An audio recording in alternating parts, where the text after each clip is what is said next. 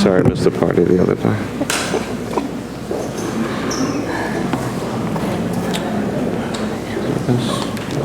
Everybody on? Yeah.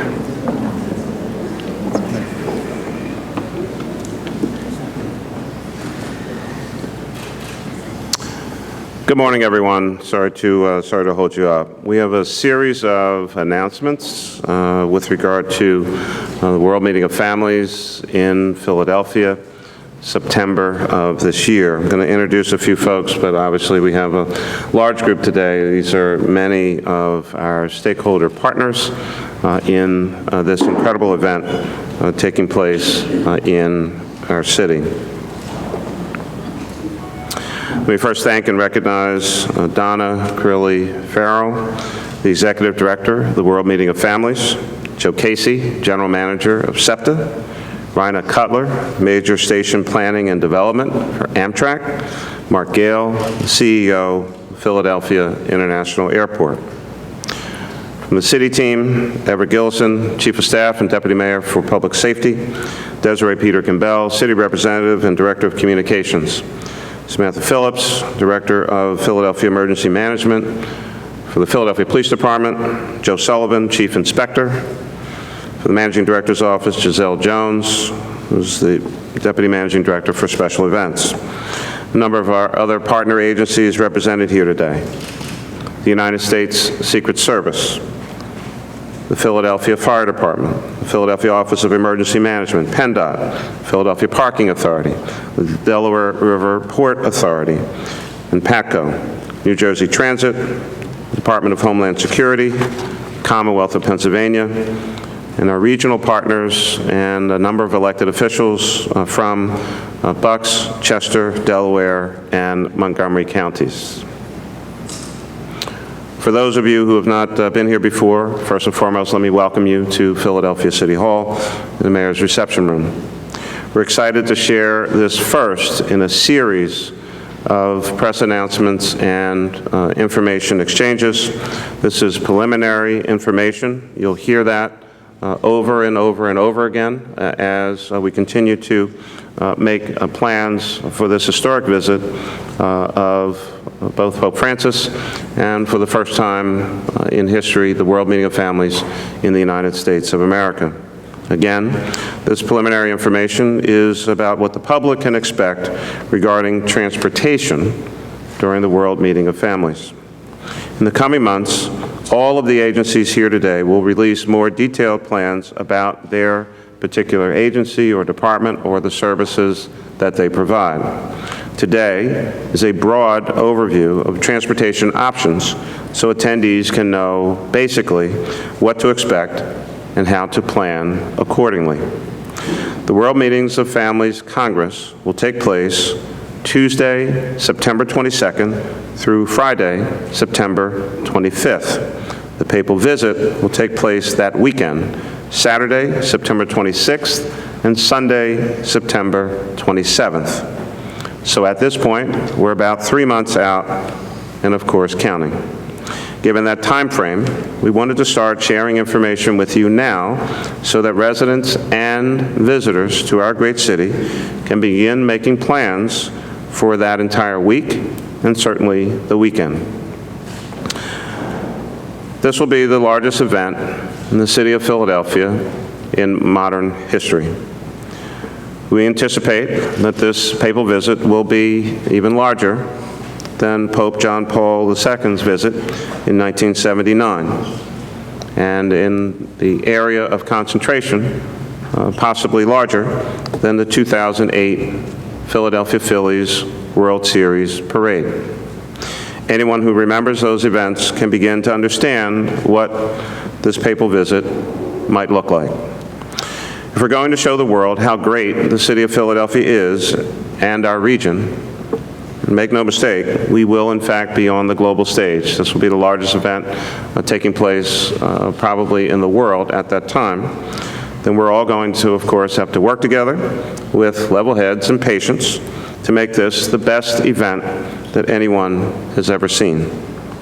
The City of Philadelphia is doing its part to be as prepared and coordinated as possible with all of our local, state, and federal partners.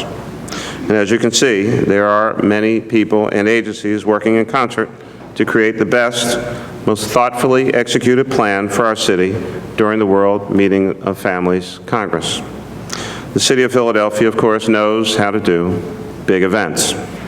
We regularly handle millions of people traveling in and out of the heart of our city for events like Wawa Welcome America, the Made in America Festival, sporting events like the Army-Navy game, the Marathon, and many others. Part of the reason we were successful in attracting the Democratic National Convention for 2016 is because the Planning Committee was confident that we could successfully manage logistics for that particular event. For the World Meeting of Families, we are anticipating somewhere between 1 million and 2 million visitors, in addition, of course, to the 1.5 million people who already live here and, of course, have to move around the city and conduct their daily business. With that in mind, folks should start thinking ahead and making accommodations now, because this event will impact the everyday life of many throughout the city of Philadelphia in one way, shape, or form. This will not be just a half-day or one-day event like the International Cycling Race or the Marathon or one of the many parades that happen in our city. This is much larger, and the greatest impacts will be felt, of course, on the weekend leading up to the weekend of the papal visit. But there will be many events and activities taking place leading up to that. This could, in fact, be the second or third largest event in the history of the United States.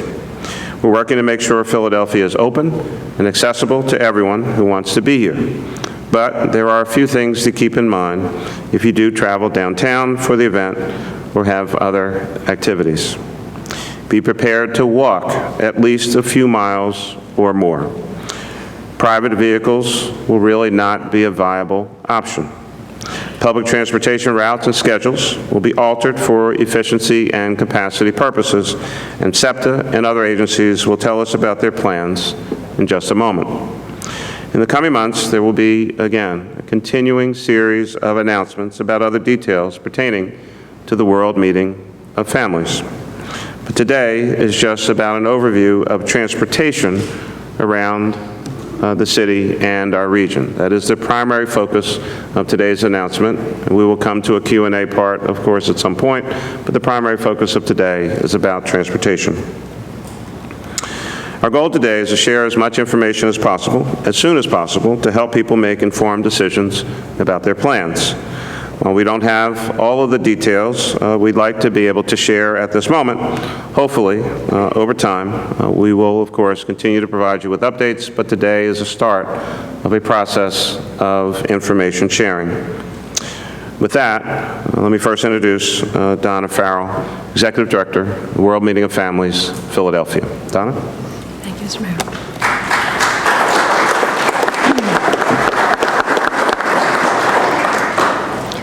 Thank you, Mayor Nutter.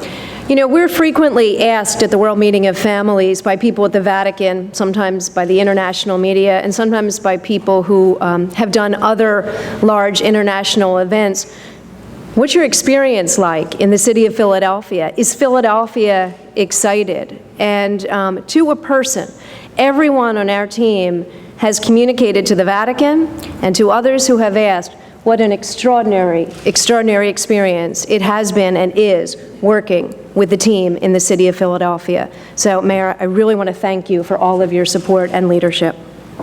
I also want to take a moment to thank some people who have been planning for well over a year, and that is the regional transportation authorities and the county government officials who are joining us here today, including SEPTA, Amtrak, DRPA, Philadelphia International Airport, among others, and PATCO.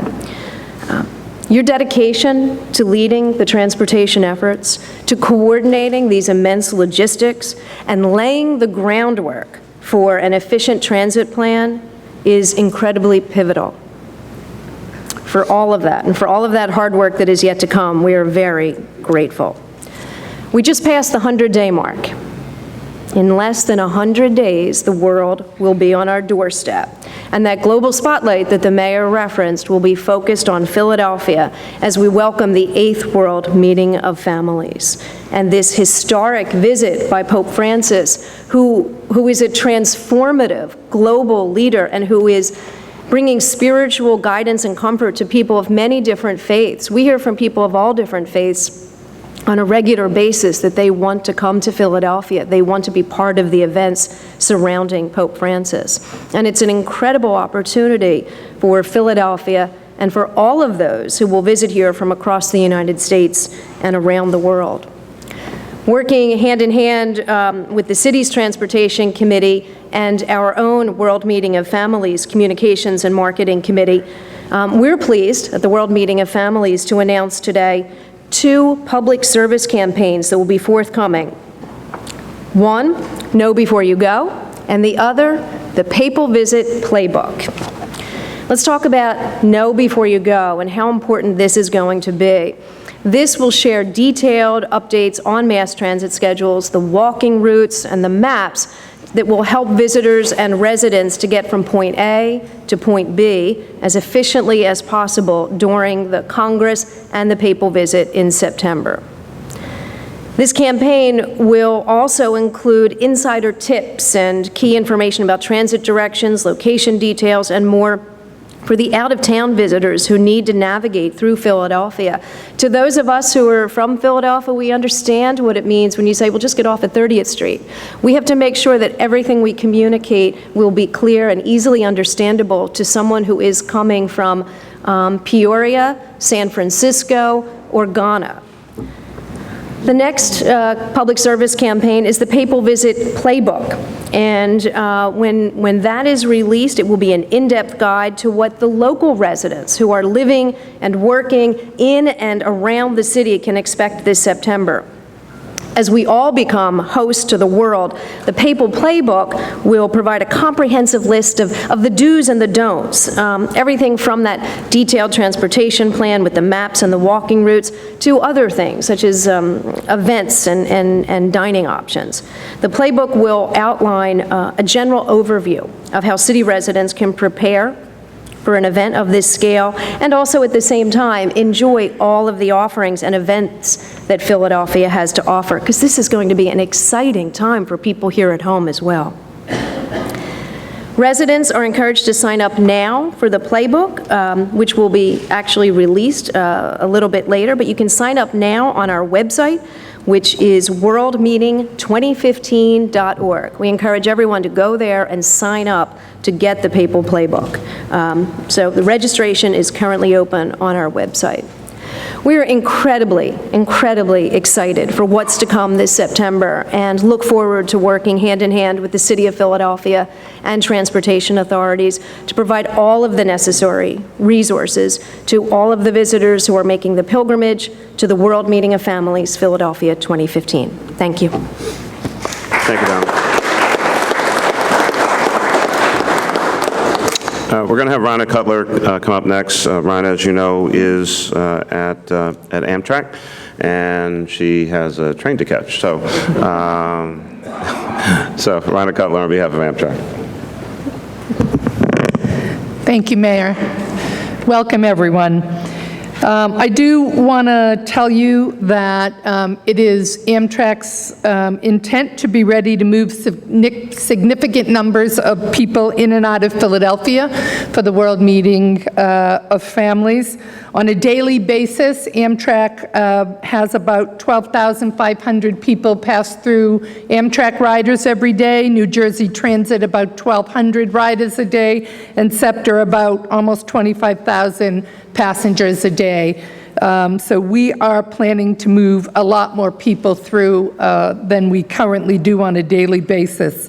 So we're working closely with our partners, SEPTA and New Jersey Transit, to optimize schedules where we can and make changes necessary to accommodate large numbers of people. As we get closer to the event, we'll continue to refine our plan and be in a better position to provide more details for schedules and other logistics. We want to emphasize that people should not expect this to be a typical weekend. either for Amtrak, SEPTA, or the City of Philadelphia. As we refine our plans and some things come into better focus, we'll continue to communicate using a variety of methods and channels. Amtrak.com will become the primary reliable source of information as things develop. One change we do want people to know at this point is that trains that may typically accept multi-ride or unreserved tickets, especially on the Keystone Corridor between Philadelphia and Harrisburg and the Northeast Corridor between Washington and New York, will require reservations for the weekend of the Pope's visit. This is both a security and an operational issue and will help us ensure a better overall experience for our passengers. We're monitoring and will adjust seat inventory as needed for the World Meeting of Families. We encourage passengers to book tickets as far in advance as possible, and based on those bookings, we'll figure out if we need to add coaches or possibly even operate additional trains as necessary. Excuse me. We're doing a great deal of work with our partners, various stakeholders at the 30th Street Station itself. We're looking at increasing customer amenities as well as various operational changes and passenger flow scenarios to make sure we can move as many people through the station as possible. And we'll have more details on that as we get closer to the event. I will just close telling you what Lauren Michaels once said, the gentleman whose brainchild was Saturday Night Live. He said, "We're going to go on at 11:30, not just because we're ready, but because it's 11:30. We shall be ready in Philadelphia for the World Family Meeting. Thank you.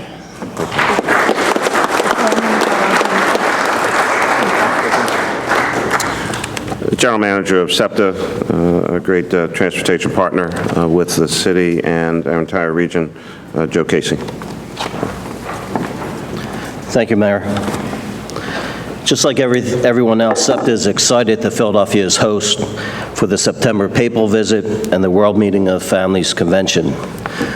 During the World Meetings of Families Convention, from the 22nd to the 25th, it will be business as usual for SEPTA. We will operate normal services, normal weekday services.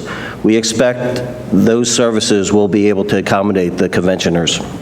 However, during the weekend, it will present a significant challenge for us due to the anticipated crowds expected for the Pope's visit. Our rail system typically provides 600,000 trips or 300,000 people on a daily basis. In order to increase capacity of our system, SEPTA's rail, subway, and trolley network will be modified during the weekend. Only 31 of our system-wide 280 rail stations will be open for service. This will allow us to speed up service, recycle the trains to increase our system capacity. Trains will operate express-type pickup service only from the select outlying stations to Center City for the Papal Visit. Post-event service will express from Center City area back to the selected outlying stations. The 31 stations are listed in the press release and are marked on the system map displayed on the screen there. The stations that we will stop in are identified with blue dots. I would also like to mention that special event fares will be offered for the weekend. For transit, we'll offer a $10 3-day pass for travel on the subways, buses, and trolleys. SEPTA passes and tokens will also be used on the transit modes. For regional rail, however, special 1-day passes will be required for both Saturday and Sunday. Trail passes and other revenue instruments will not be accepted over the weekend. The special passes will be sold in limited quantities and specific to the rail stations. The passes will cost $10 and will go on sale beginning July 15th. SEPTA will provide updates on service plans in the coming months. We look forward to working with the World Meetings of Families, the city, and other partners to provide world-class transportation for these events. And that concludes my remarks. Thank you. Thank you.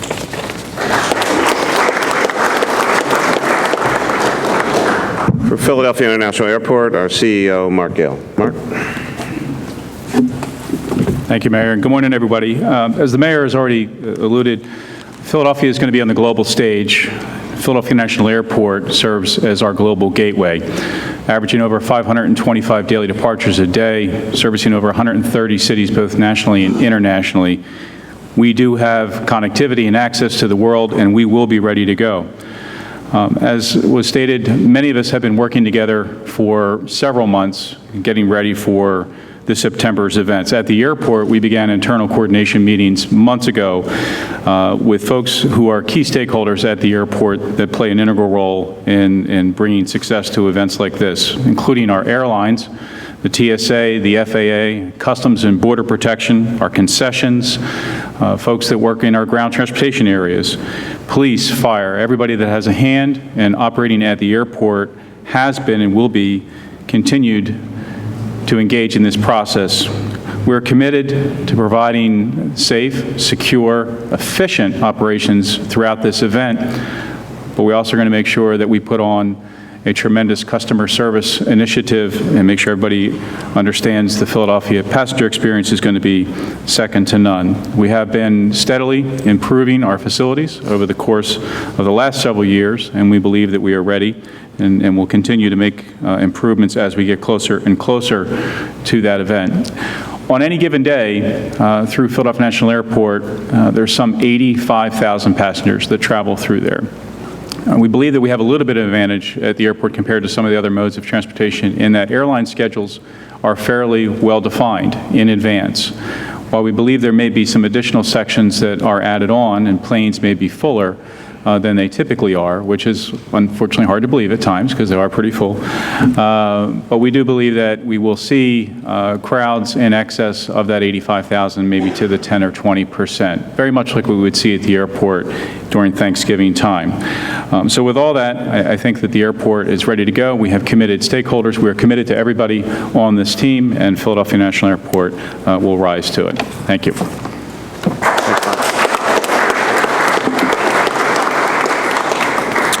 Okay, so with that in mind, and again, be glad to try to answer any questions that we can or information that we can share at this point.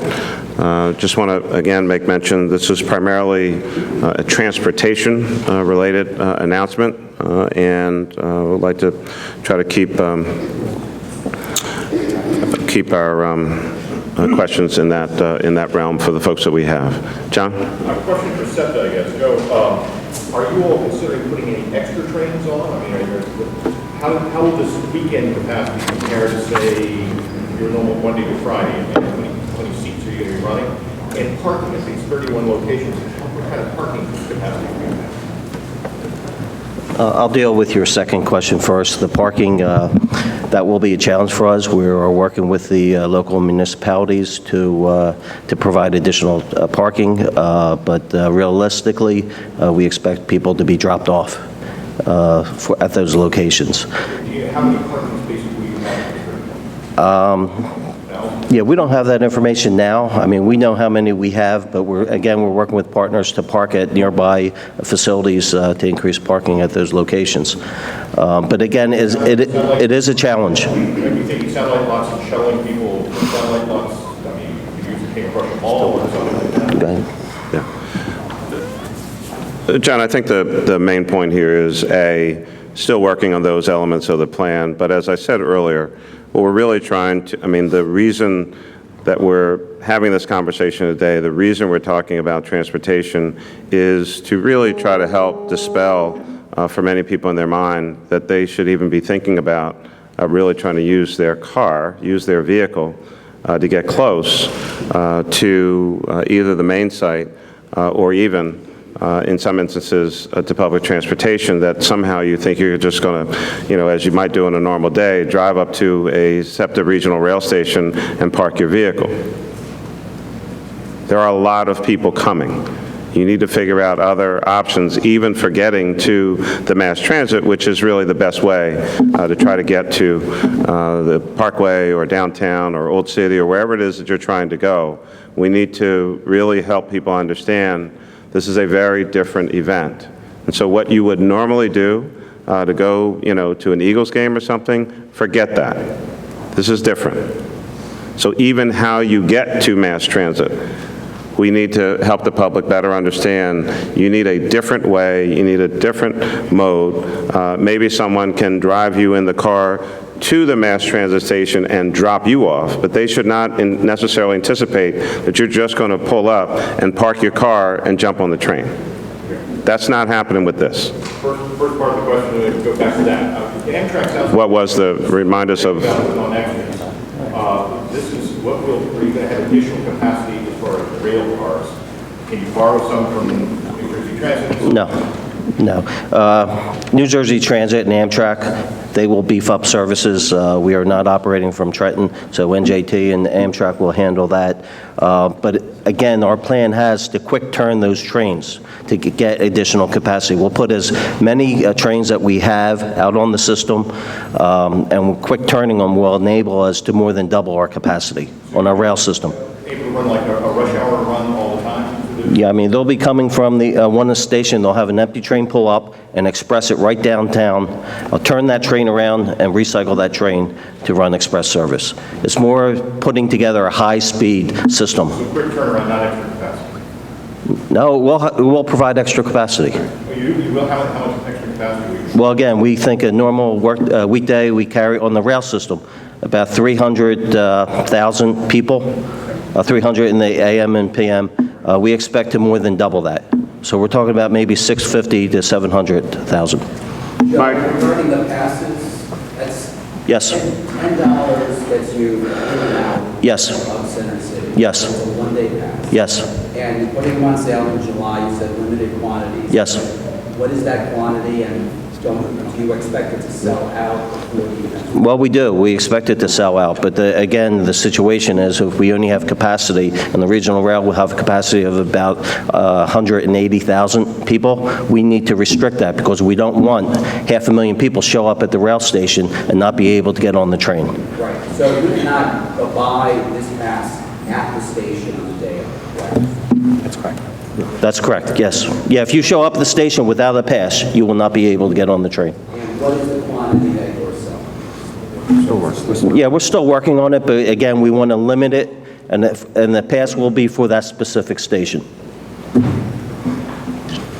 Yes, sir. Question about the airport capacity. The airport, Do me a favor, can you tell us who you are? I'm a reporter from Metro. Metro, gotcha. The airport typically handles about 85,000 passengers a day, and you're expecting a 20% bump in capacity. How do you expect the remainder of the international passengers to arrive? If you're expecting 1 to 2 million people, how do you expect the remainder of international passengers to arrive here? I think at the time, we don't know. Sure.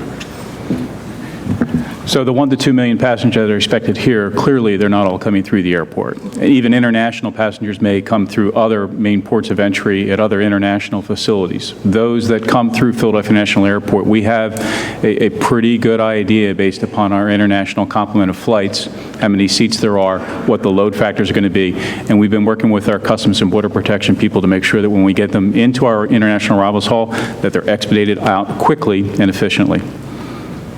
Mark, how many airports are there between, John, hold on for 1 second. How many airports are there between New York and DC? 7 major facilities. Right. So along with that, I mean, you have 7 or 8 major international airports between New York and Washington, D.C. So again, there's no reason to anticipate that everyone is going to try to fly into Philadelphia. There are only so many planes, and people may come through New York, they may come through Newark, they may come through D.C., they may come through Baltimore. Some folks may already be here who, quote unquote, are considered international travelers, may come early and end up either driving up or taking a train from wherever it is they came in to the United States of America anticipating this event. Again, if you're planning to come in on an international flight on Saturday, that might be a little bit of a challenge for you. So, I think folks are going to start showing up a little earlier than that, which is what we're trying to anticipate for during that week. Yes, Tom? Are you asking people in business to stagger arrival times during the work week to deal with this? We're going to have fuller discussion with the business community through the course of the summer. But again, every announcement will have some level of impact on any number of different communities. As the business community hears about the transportation plan and recognizing the hundreds of thousands of folks who will actually start showing up in Philadelphia during the week prior to the weekend, there will certainly be some impact on businesses, and business people know how to handle that kind of circumstance, but we'll have a specific announcement with regard to business operations for the private sector, the nonprofit sector, the city government, and the like, as a part of this ongoing series of announcements. But clearly, transportation will be impacted. If you're a business person in town, you have to think about how are your employees going to get around the city of Philadelphia. Again, the main event, the event is the event, both during the week and the weekend. Many of the businesses that you're talking about, in many instances, will not be open on a Saturday or Sunday in the first place. But even during the week, we expect that there are going to be a lot more people in Philadelphia than there would normally be. Where are you from? Sandy Smith, Philadelphia Magazine. Question for Joe, please. Sure. We know that on Saturdays, most businesses, offices are closed, but a fair number of businesses still will be open, and many of them are the kind that cater to out-of-town visitors. People who live in outlying neighborhoods rely on surface transit and rapid transit to get in. The rapid transit system looks like it'll be operating on a scalable basis. What would be your advice for Philadelphia residents and suburbanites who need to get into their jobs in the city that day?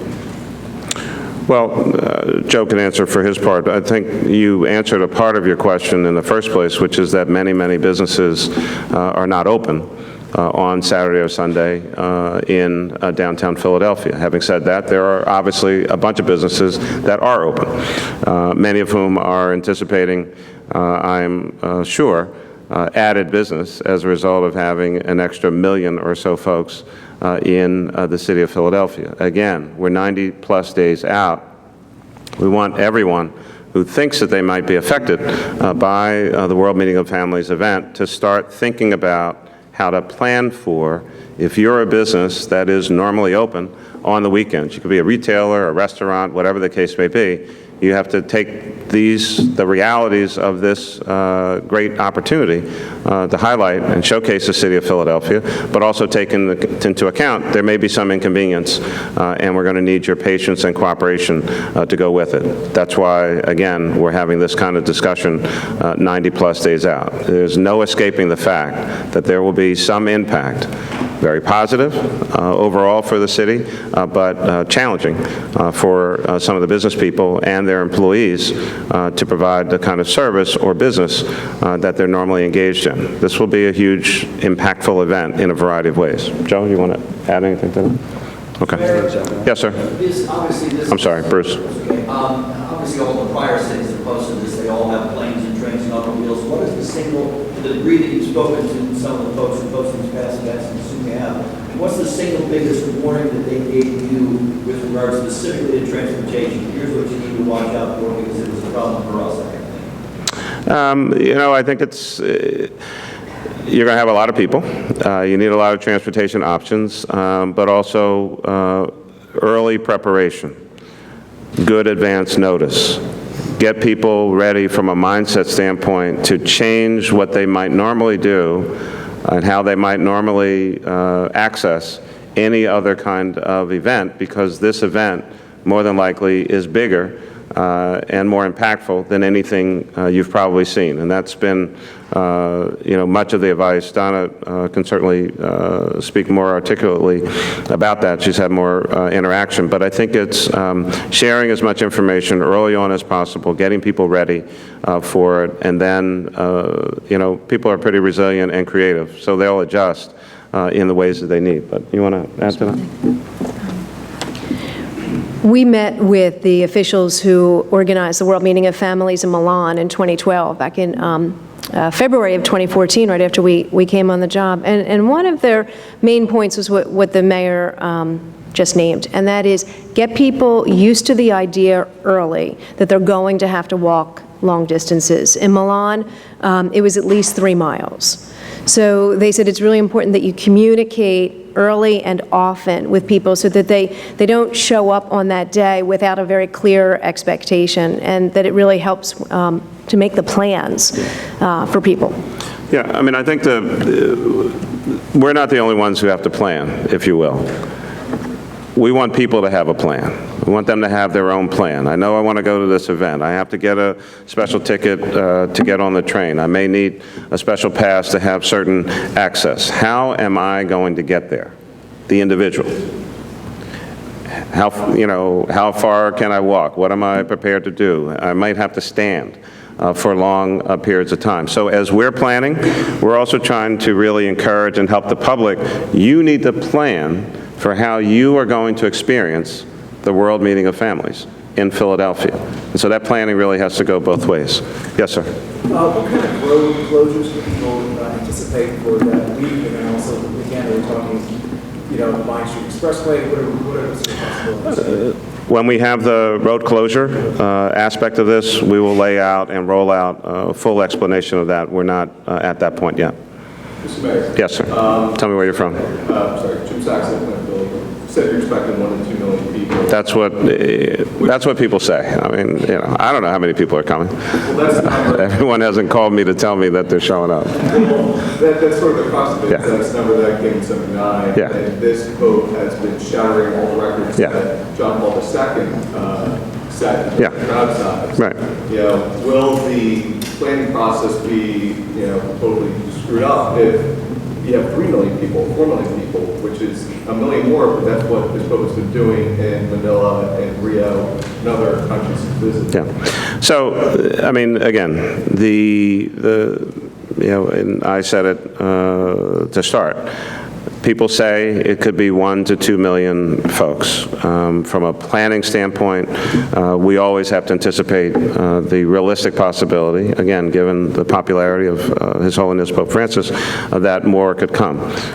What we will have is a dynamic plan that allows for expansion, that allows for variation, that anticipates the unexpected, and provide the necessary accommodations.